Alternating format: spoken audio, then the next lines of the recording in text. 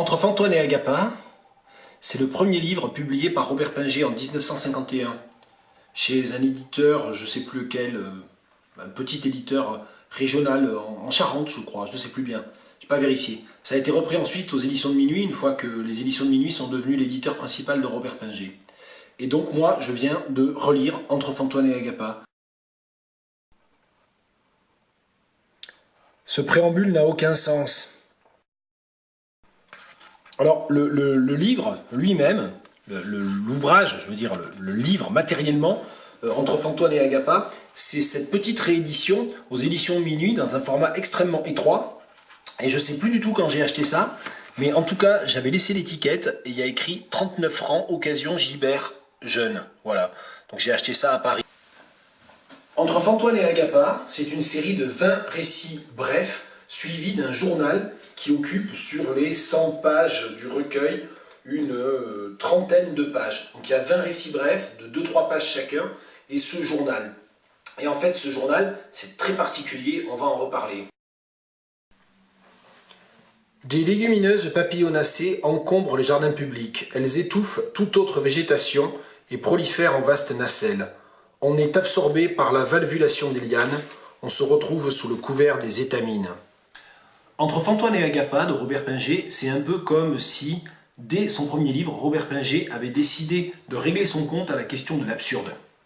En effet, les récits explorent tous, et la partie journal encore plus, la question d'un récit qui n'arrive pas à construire un sens conforme à la logique traditionnelle, conventionnelle.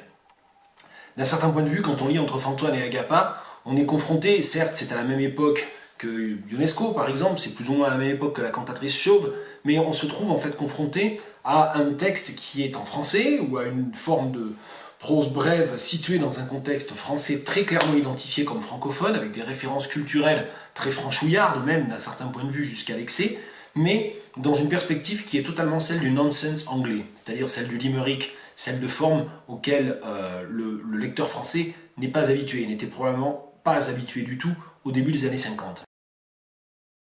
Je suis sorti du grenier en habit du dimanche. J'ai été trouver la propriétaire qui occupait le rez-de-chaussée. En me voyant, elle me dit « Comme vous ressemblez à votre grand-mère ». « Je crois qu'elle est morte, dis-je. »« bien sûr, mon enfant. Je vous envoie en apprentissage chez un possier. Vous vous spécialiserez dans la zébrure. » Et Entre Fantoine et Agappa, dès le titre, bien sûr, tout l'univers toponymique de Robert Pinget est installé. Savoir que Fantoine, Agappa, ces deux villes fictives, installent un territoire que l'on retrouvera dans presque tous les textes de Robert Pinget par la suite. On y retrouve d'ailleurs un certain nombre de communes ou de toponymes qui reviendront très souvent, ainsi que de noms de personnages fictifs qui reviendront très souvent, comme Mahut, dont on aura l'occasion de reparler. Une ville dont il est souvent question, c'est Sirancy-la-Louve. Eh bien, Sirancy-la-Louve est déjà présente dans Entre Fantoine et Agappa. Ce côté toponymie fictive rappelle, d'une manière ludique, du côté du nonsense, le comté de Yoknapatawpha de William Faulkner. On peut dire que Pinget, finalement, a donné une version plus absurde, plus difficile à, à rationaliser de l'imaginaire topographique et toponymique proposé déjà par Faulkner. Je parle de Faulkner et ça veut dire qu'en relisant Robert Pinget, bien sûr, la question d'intertextualité se pose. Ça veut dire que, par exemple, quand j'ai relu Entre Fantoine et Agappa, là, il y a 2 jours, enfin il y a 3 jours, il y a 2 jours, et en essayant d'en reparler maintenant dans cette 4e vidéo du projet Pinget, eh bien forcément des associations d'idées se forment. Le journal, je parlais du journal tout à l'heure, je n'en ai pas vraiment parlé, mais le journal qui occupe les 30 dernières pages du recueil rappelle en fait, par exemple, les textes de Michaud dans Le Voyage en Grande Garabagne, c'est-à-dire une description apparemment ethnographique de peuples et de coutumes qui ne répondent pas à la logique scientifique ou rationnelle du réel tel qu'on le connaît sur notre planète. Et puis, on va parler de la parodie, mais quand Pinget s'amuse à parodier les nouvelles fantastiques de Poe ou de Théophile Gautier, c'est le cas, tiens, je vais quand même vérifier, mais c'est le cas de la nouvelle qui s'intitule, Suicida Ae M ou F, donc qui porte un titre directement lié à la grammaire latine. Quand Pinget fait cela, en fait, il s'inscrit dans une tradition relativement récente, mais qui remonte non seulement au surréaliste, mais aussi au premier texte de Beckett, More Pricks Than Cakes. Et en fait, on pense, c'est très probable, au moment où Pinget écrit Entre Fantoine et Agappa, à la fin des années 40, il ne connaît pas Beckett et il ne connaît certainement pas More Pricks Than Cakes. Donc c'est plus d'une convergence ici formelle, esthétique, que d'influence qu'il faudrait parler. Quand il parodie Théophile Gautier, il le fait en ayant lu Théophile Gautier, certainement. Quand il le fait d'une manière qui rappelle le premier Beckett, à peine 10 ans après le premier Beckett, une quinzaine d'années après le premier Beckett, en revanche, là, il s'agit d'une coïncidence et d'une convergence esthétique par hasard. Il s'appuie au dossier. Un fanion lui caresse l'avant-bras, c'est la dame aux yeux faits. Elle lui demande pourquoi êtes-vous triste. Au lieu de répondre parce que je n'aime personne, il dit parce que le chien de la concierge a engraissé. Elle réplique oui, et même qu'en lui coupant la tête et la queue, on en ferait un beau petit bain. J'ai parlé de parodie, et on ne peut pas lire Entre Fantoine et Agappa, on ne peut pas parler d'Entre Fantoine et Agappa sans parler de la parodie. La parodie de quoi? La parodie des nouvelles fantastiques de Théophile Gautier, par exemple. Moi, c'est l'exemple qui m'est venu à l'esprit. La référence n'est peut-être pas aussi nette, mais la parodie du journal de voyage ou du journal intime, c'est la dernière partie, avec ce journal dont j'ai dit qu'il rappelait un peu les textes pseudo-ethnographiques de Henri Michaud dans le voyage en Grande Garabagne, qui sont sensiblement de la même époque, je n'ai pas vérifié. La parodie de quoi? La parodie du Künstlerroman aussi, le roman d'artiste. Et ça, dès le premier livre, dès Entre Fantoine et Agappa, Pinget propose ça, c'est-à-dire ces romans dans lesquels sont mis en scène des artistes qui sont soit des artistes ratés, c'est des artistes provinciaux qui se croient en fait artistes et qui ne le sont pas, ou alors des véritables artistes aux prises avec une réalité parallèle. C'est ce que l'on trouve notamment dans le récit qui s'intitule Le Café du Cygne, et dans lequel on trouve la première apparition d'un personnage d'artiste qui est Dade Surprend, qui est un sculpteur ici. Nous étions devant une œuvre du sculpteur Dade Surprend. Sans doute était-elle ratée, informe. L'intention surtout y était à mon gré trop marquée, justement celle qui échappait à ma femme. Et quelques réminiscences me gênaient dans cette sculpture, mais un sens certain par contre, de l'inexprimable, m'y attachait. Et ce que l'on découvre une page et demie plus loin, c'est qu'en fait, l'art du sculpteur était volontairement balbutiant. Je cite la page 46. Je pénétrais dès lors bien mieux l'art volontairement balbutiant du sculpteur. Il redoutait de donner prise à la caissière. Et je vous laisse lire la nouvelle, le récit qui s'appelle Le Café du Cygne pour comprendre qui est cette caissière et pourquoi elle est dangereuse. Voilà, donc de la parodie, il y en a partout. Cette question est aussi une question de paranoïa, aussi la paranoïa des artistes, à la page 54. Je parle de catastrophe pour votre esprit, non pour votre entourage. Fatalement, en agissant de la sorte, vous vous dispersez, vous vous perdez de vue. Me perdre de vue, je n'ai que moi dans l'œil. Et là, celui qui dit ça, c'est à nouveau le sculpteur Dade Surprend. Donc il y a de la parodie un peu partout, et une des parodies les plus marquées serait celle du roman traditionnel. Et là encore, on ne peut pas oublier que Robert Pinget a ensuite été identifié, mis avec les romanciers du nouveau roman, auquel aussi a été rattaché quelqu'un comme Claude Mauriac, La Marquise sortie à 5 heures. C'est un roman très important dans lequel justement il essaie de reprendre tout ce matériau du roman réaliste en le transformant dans une autre forme. Et en fait, Pinget aussi joue en permanence avec les codes du roman réaliste. Entre Fantoine et Agappa, c'est la création de cette vie provinciale fictive, mais dans laquelle on retrouve bien sûr les préoccupations d'un Balzac, c'est-à-dire c'est une sorte de totalité parodiée ou de totalité décomposée, là où Balzac, bien sûr, lui, se projetait sur une totalité atteignable. Et donc on a une parodie de ça aussi dans le deuxième texte, Ubiquité. À tel endroit, disons à Manhattan, se trouvait un jour telle personne, ça ne va pas.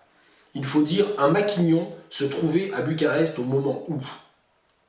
J'aimerais mieux, à Vaugirard, un jour de pluie, ma femme. Non. Le plus simple, c'est « Il était une fois, des fois, à Manhattan, une personne qui était Maquignon à Bucarest au moment où Vaugirard fut annexé à Paris, sous la pluie, ma femme. » Donc là encore, parodie des codes hein, du début de roman, du début de nouvelles, de récits traditionnels, conventionnels. Donc il y a énormément de jeux sur les références culturelles, sur la parodie, sur la déconstruction, ou comment dire, j'ai presque envie de dire une manière de défoncer en fait le sérieux et de défoncer les références réelles. Et il me semble, mais comme je n'en suis qu'au début, c'est le premier livre publié par Pinget, je n'en suis qu'au début du projet qui consiste à relire Pinget, il me semble que c'est ce côté complètement absurde, complètement déconstructeur, qui consiste à la fois à défoncer les codes culturels, les codes habituels des genres, c'est exagéré entre Fantoine et Agappa pour pouvoir justement faire table rase. Il me semble qu'à partir du deuxième livre, Pinget va s'appliquer à construire son propre système sur les ruines de ce qu'il a en quelque sorte un peu détruit ou démoli entre Fantoine et Agappa. Donc c'est à ça que sert aussi la parodie, elle sert à faire table rase, il me semble, entre Fantoine et Agappa. Des poules de toutes races, viandottes, leghorn, houdanaises, barbues, faisanes, y voisinaient avec des empaillés, des moulés en plâtre, des photographiés.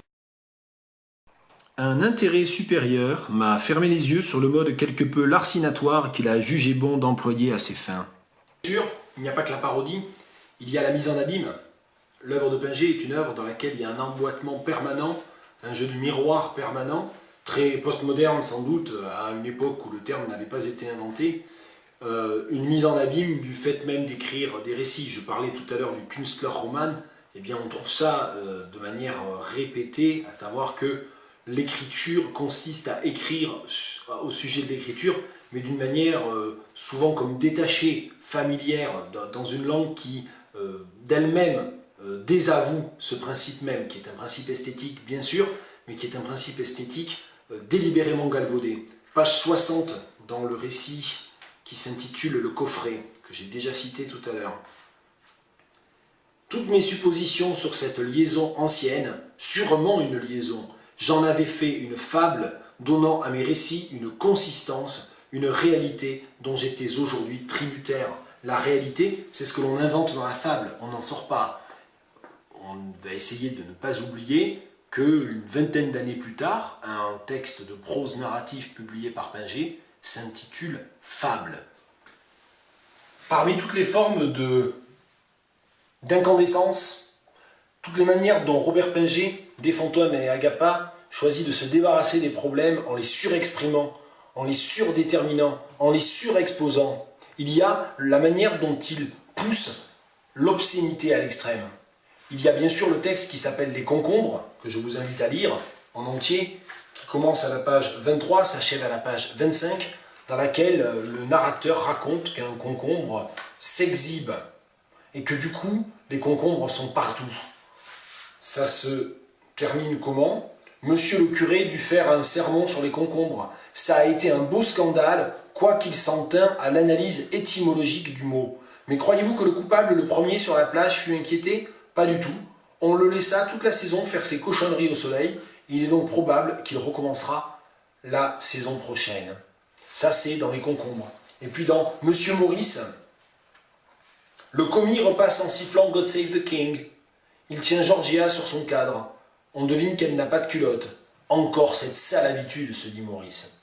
Et donc tout ce qui est de l'ordre du sexuel est totalement surdéterminé, à savoir qu'on n'est pas Là encore, il y a une sorte de volonté de défoncer l'esprit de sérieux. C'est-à-dire que l'obscénité n'est pas là pour choquer, l'obscénité n'est pas là pour faire une forme de perversion des codes ou pour faire œuvre. L'obscénité, elle est là dans une sorte de cruauté totale, de franchise totale, qui est là finalement surtout pour s'en débarrasser. L'obscénité pour se débarrasser du sexe en fait. Mon Dieu, se dit un jour mademoiselle Solange, va falloir changer de vie. Va falloir manger du concombre le matin, faire du pastis au concombre, récurer au concombre.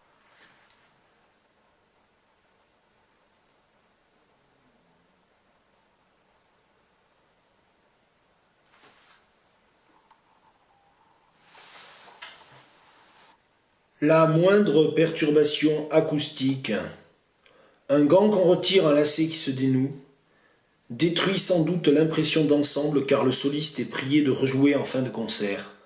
Les bis sont en quelque sorte les ratés. L'extrait que je viens de lire, les bis sont des ratés, est tiré de la toute dernière partie, le journal. C'est à la page 95. Et je l'ai dit, ce journal est une sorte de parodie à la fois de journal intime ou de journal d'exploration ethnologique. Ce journal est, entre Fantoine et Agappa, la première façon dont Robert Pinget joue avec le genre du journal. Il a toujours dit qu'il ne tenait pas de journal, mais un très grand nombre de ses livres vont, sinon épouser les codes, du moins jouer avec cette idée de raconter le quotidien banal, d'une façon qui soit désabusée, critique, destructrice, c'est ce dont on a déjà parlé, soit d'une manière qui cherche à épouser la figure même de l'écrivain diariste. Mon cher Tranche-Montagne, encore une fois, ne vous montez pas la tête. Noyou, c'est le pronom réfléchi pléonastique nous à nous-mêmes.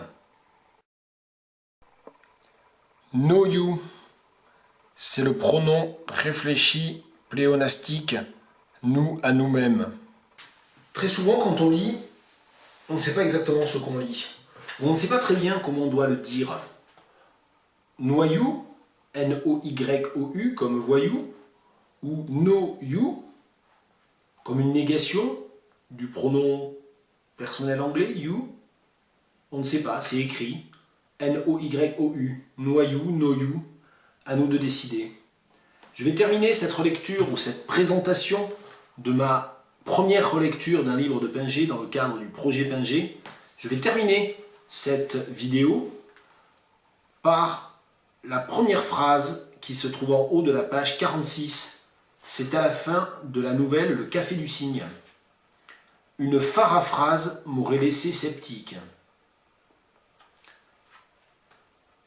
C'est comme ça que c'est écrit. Une paraphrase m'aurait laissé sceptique. Et c'est suivi de la phrase « cette concision, non ».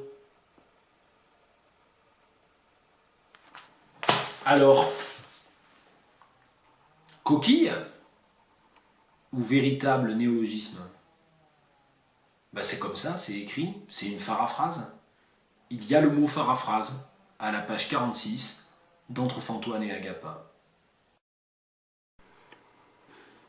Oh là là, maintenant il faut que je fasse le montage de toute cette merde.